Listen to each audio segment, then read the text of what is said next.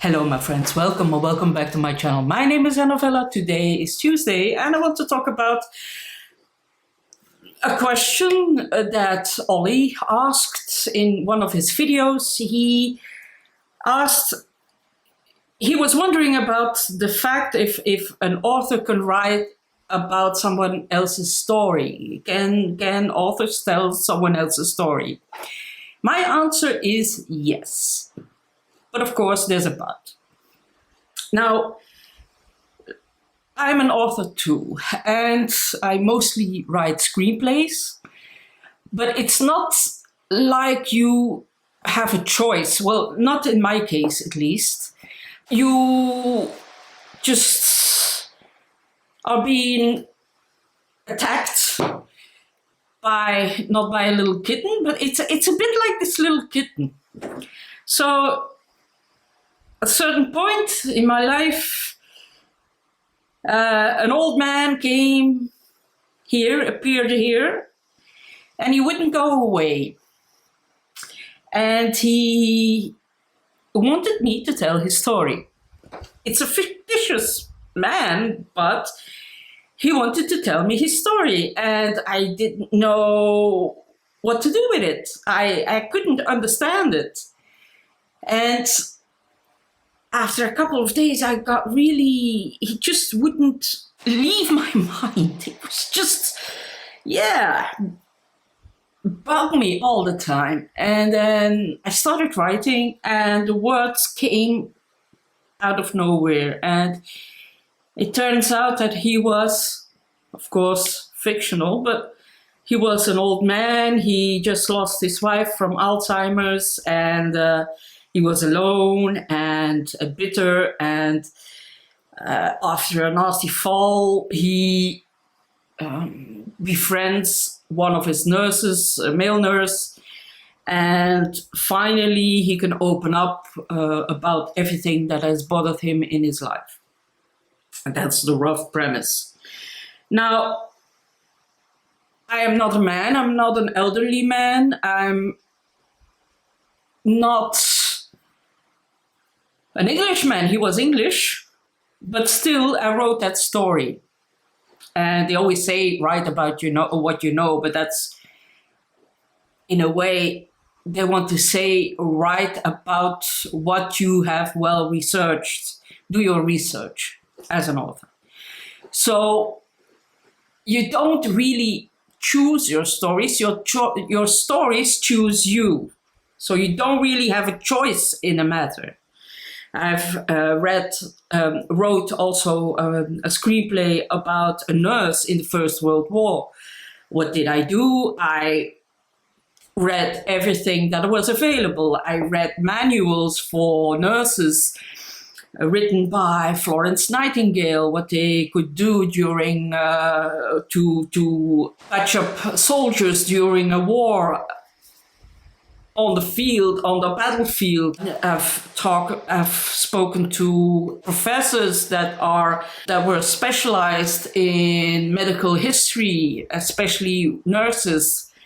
And so I could write a story her story, because I dived deep into that, into her world.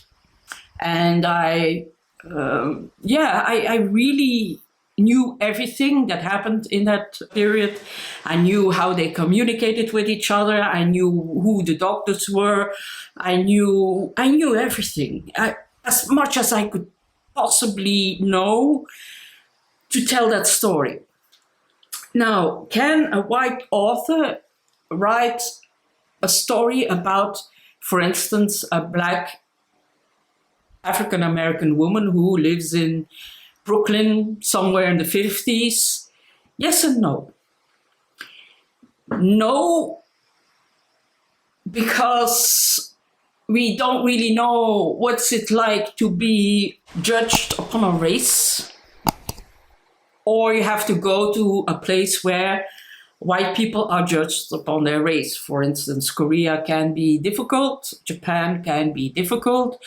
There are other places that can be difficult, like if you go to Africa, people will shout to you, white, white, white. But me, it doesn't bother me, so I don't feel like I've been discriminated, and it's difficult for us to know that feeling. But for instance, I can maybe write a story about a enslaved woman if I would first go to Africa, really for a long time, and really live amongst the people, know how they feel, how they think, and listen to their stories, listen to their traumas, and then I could maybe learn a lot about how it was living on a slave ship, really good books about that. And then I could go to the south of the United States and really invest a lot of time into read accounts of people who have been through that. I can also I, for instance, know how it feels to be locked up and not be able to go to a place without your will. Not that I have been incarcerated, but I have been in a similar position, so I could take from that. And I also know what it's like to be heavily traumatized. It took many, many, many years of my life, so I could use that too, that experience. I also know as a heavier woman what it's like to be frowned upon and to be laughed at and to be not chosen for a certain job. So I could use those experiences in my book. I could.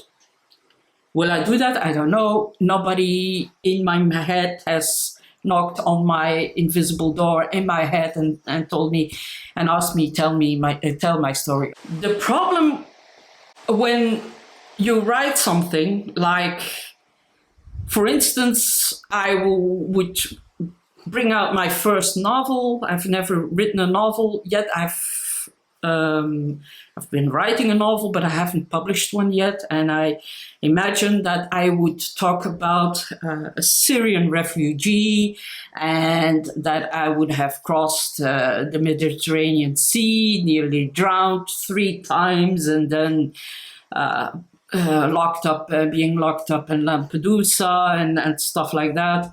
And I would promote myself as being, imagine if I would have had long hair and dark eyes and maybe a little bit of a tainted skin, and I would call myself Salima. That is really bad, but it happens. Those things happen. So it's all in the marketing. If you tell a story, you don't pick your stories. Stories pick you, like I said before. So if you tell a story about something that hasn't happened to you, but to somebody else, minority group or whatever, first, really, really, really dive into your subject for a very long time. Make sure that it really feels right to tell that story, if it's your story to tell. And then be careful with how you market it. Don't say that you are one of the victims too. Don't say that if it's not the case. Don't say, well, I have a grandmother who was African American or whatever. Don't do that. Just say the way it is, that the story came to you and you couldn't let it go and you wanted to tell it the way you felt that you had to tell it, and nobody will make a fuss. Absolutely nobody. Because if we were only supposed to write about the things we experience, what a boring books we would have. It's impossible. There would be no horror genre, there would be no science fiction genre, there would be no fantasy genre. If we are only allowed to write about things that happen to us, there would be there wouldn't be many stories to be told. So yeah, I think that you can tell anything, but it has to feel right, and you have to be honest about it. And I don't think that people would make a fuss if you do so. Now, like I said, stories speak you. The chances that I will write a story about a woman who lived in the Bronx or whatever are very slim, because I don't live in that realm. I mostly, the stories that come to me are mostly loners and people that choose their own path, and that's because I'm more or less the same. I'm also a bit of a loner, a bit of an oddball. I'm not really good with people, although I love people, but they just don't understand me. So I'm more likely to write that kind of stories, no matter their gender nor their race. So in a way, you do write about the things you know, because you always write a version of yourself, whether you like it or not, or a version of people you really know, but completely transformed. So yeah, you can tell someone else's story, that's for sure. Another story that I can tell you is that, for instance, my grandfather was a very good storyteller, and he really a folk storyteller. So what he did was he went around to places and talked about his own life, and within minutes 30, 40 people were scattered around him and were listening to his stories. There was a famous Belgian author who has never been translated, but he was really well known, who lived only a couple of miles away from him and often came and listened to his stories, and he often used those stories in his books. And for me, that is plagiarism. That's just, yeah, sort of inspiration. We always use stories we hear left and right, or things that we hear on over here on the train or in a restaurant or whatever. We use that material because you can't come up with everything from scratch. That's impossible. We always use things. For me, it was more of a compliment towards my grandfather that he used his stories than plagiarism. For me, that wasn't plagiarism.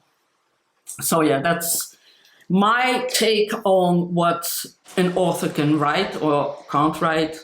It's all about the way you present it to the market, to the world, and be as honest as possible. Just say, it just came to me.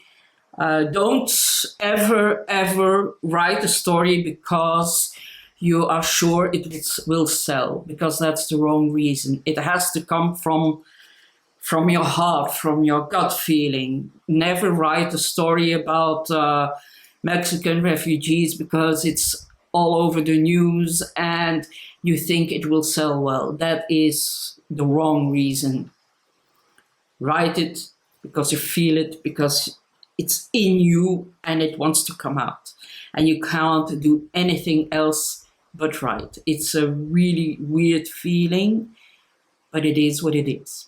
You don't have the choice. The stories choose you. So yeah, that's it. I hope you like this one. I know it's a bit strange, but that's the way how I feel, and I hope you do too. And I hope you understand a little bit more how an author's brain works. So thank you for watching. Thank you for your time. Talk to you later. Bye bye.